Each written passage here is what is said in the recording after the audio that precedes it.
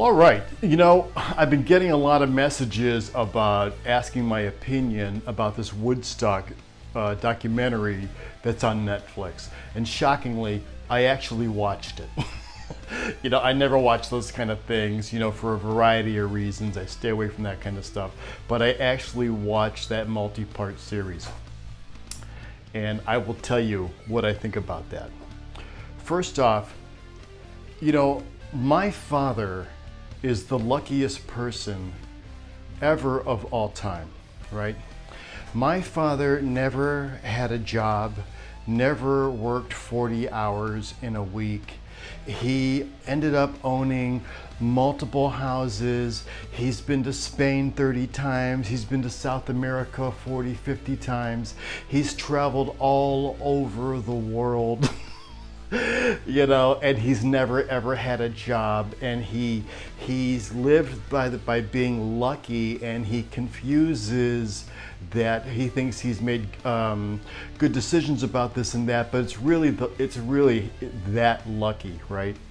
And when you talk about this Woodstock thing that happened 69, was it 94 and 99, right? This guy Michael Lang, who, you know, God rest his soul, came and went. But that 1969 Woodstock, that was luck. That was luck on so many things that show ended up being so iconic and so this and so that.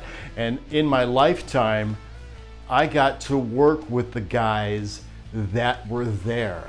Right? I worked for Bob C., who built the stage, who brought in all the lighting.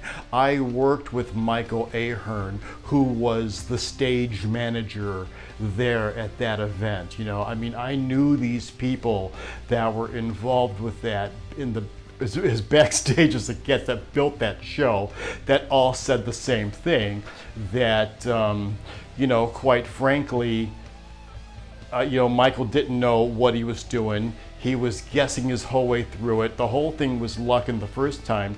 And when they did it in 94 again, this, that, and the other thing, but 99 was a bad idea. Everyone told him it was a bad idea. I live in Woodstock, New York, right? And where they did it in 94 was in Roadies, which is literally the next town over. 94 was such a drag on the community that we refused to have it here again.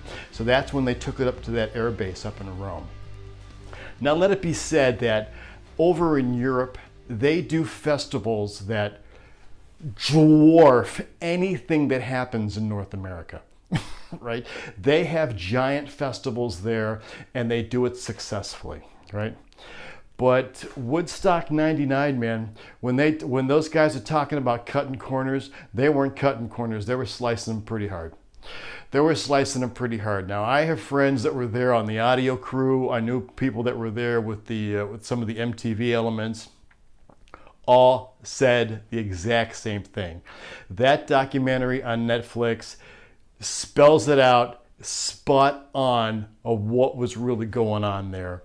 There's more things that I could add. I will deny.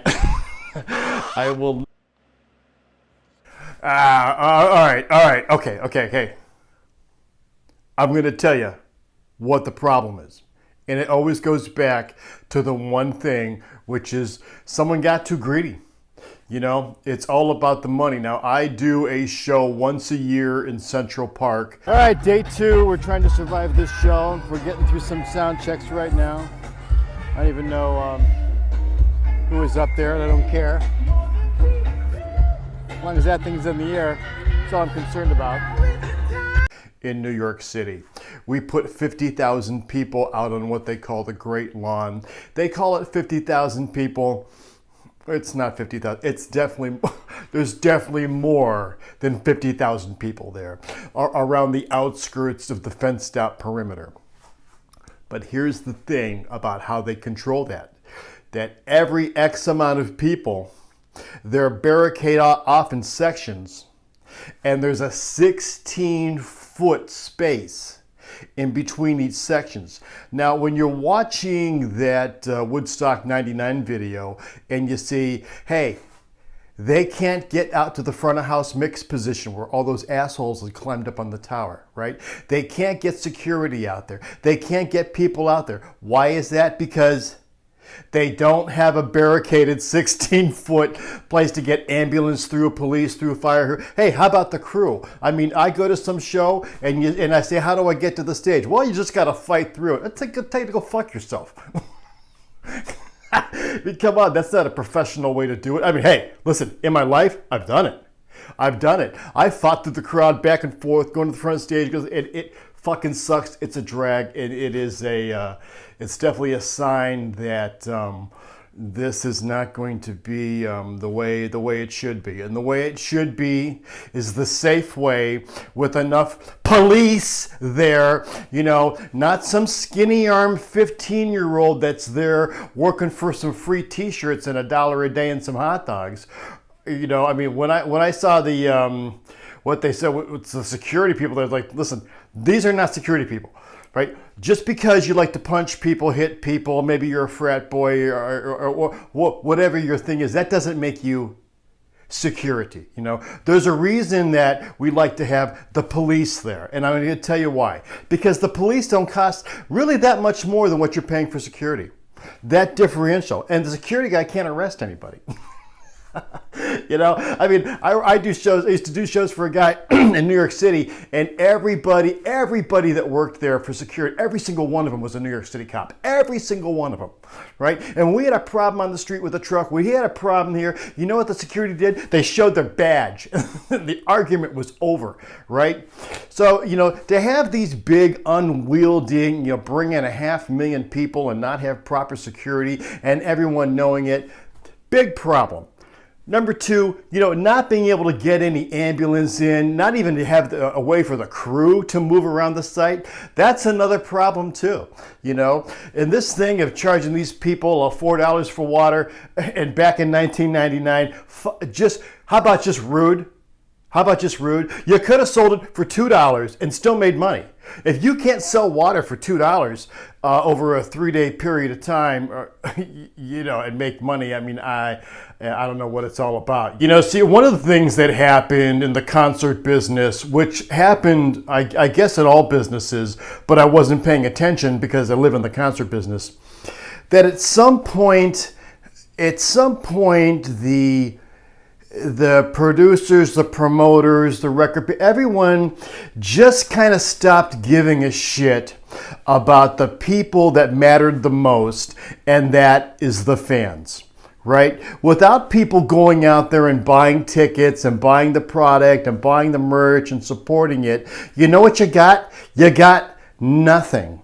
Right? And most of the time, it's a bunch of guys sitting around a table that really never did anything themselves, and most of them really aren't fans. So many people that work in the music business are not fans of music. There are fans of business and fans of money. And once you put money in business and other things over the fans, there starts to definitely be a tipping point. I mean, I've seen promoters in my lifetime really give a shit about the people that buy their tickets and come into their venues, and they want to make sure that the venue is clean, that the experience is good from the moment you walk in the door to the moment you go out, that you're going to tell your friends the next day what a great time you had, that the band was treated well, and that everything was terrific, and the stagehands had plenty to eat, and on top of that, the promoter still made money, right? But the moment that it all went corporate, the moment that all the sponsors got involved and all the bean counters, it's like, whoa, how come we're paying for these people to clean up? Hey, how come we're paying all this garbage service? Hey, whoa, do we really need all these stagehands? Whoa, they want what backstage? No. They start getting rid of all the little things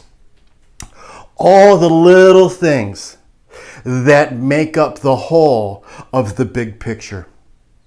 Right? And Woodstock 99 is it should be the poster child of the turn of the century, of the way we used to do concerts and what it kind of turned into on the financial end of it.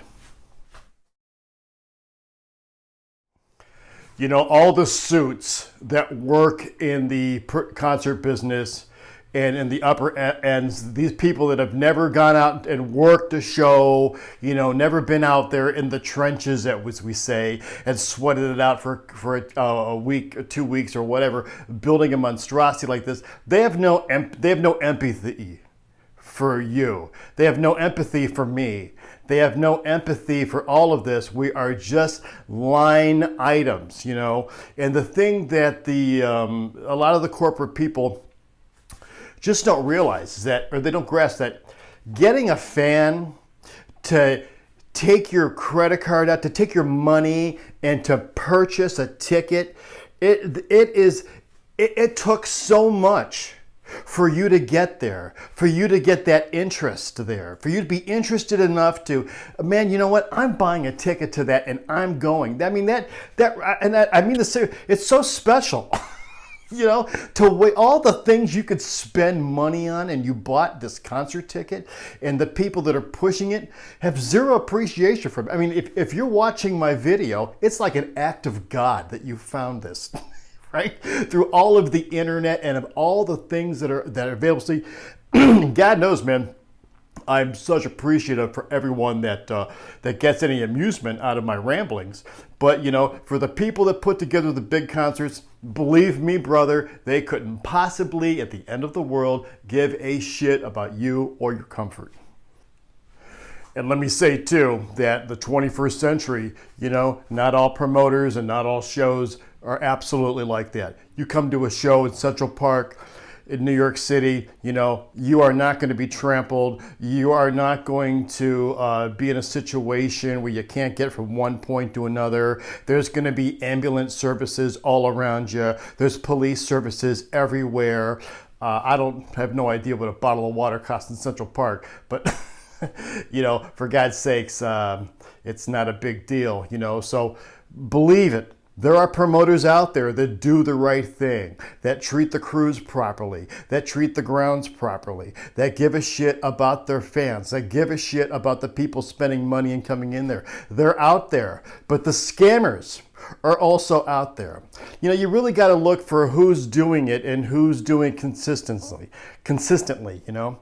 If you know you're dealing with a Clear Channel, man, you or Live Nation, you know how this thing's going to pop out. You know, but you see some mystery promoter, some guy that's just starting out that's got a great idea. You might want to wait and see how round 2 looks. You know, you will never see a mega festival like that in this country again. You know, it's too unruly in so many ways. You know, you go to a stadium show, that's the way to do it. That's the money maker. It's wash, rinse, and repeat at this point. I mean, now it used to be, like a stadium show was a big deal. Now it's a stadium rock show. I mean, we know how to do it, staging, audio, production-wise. It's a pretty cookie-cutter thing at this point. But those big, giant outdoor, talk about 500,000, bringing in 500,000 people,